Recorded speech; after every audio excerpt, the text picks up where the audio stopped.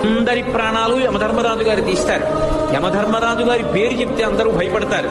కానీ మార్కండేయుడు శివలింగాన్ని కౌగిలించుకొని నన్ను ఇప్పుడు నువ్వేం చేస్తావు అని అనలేదు. ఆయన ఓ మాట అన్నాడు, చంద్రశేఖరమాశ్రయే మమ కింకరిష్యతి వయ్యమహ అన్నాడు.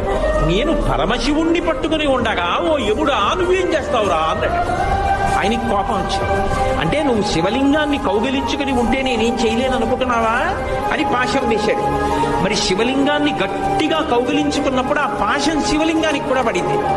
పడేటప్పటికి చూశాడు శంకరుడు, నన్ను నమ్ముకుని నన్ను పట్టుకుని నేనుండగా నువ్వు ఏమీ చేయలేవంటుండగా పాశం వేస్తావా? అంతే ఎడంకాలెత్తి తన్నాడు యమధర్మరాజు గారి యొక్క వక్షస్థలం మీద. అందరినీ చంపే యముడు మరణించాడు. ఆ మరణించినప్పుడు దేవతలందరూ వచ్చి స్తోత్రం చేస్తే మళ్ళీ బ్రతికించాడు యమధర్మరాజుని. నా భక్తుల జోలికి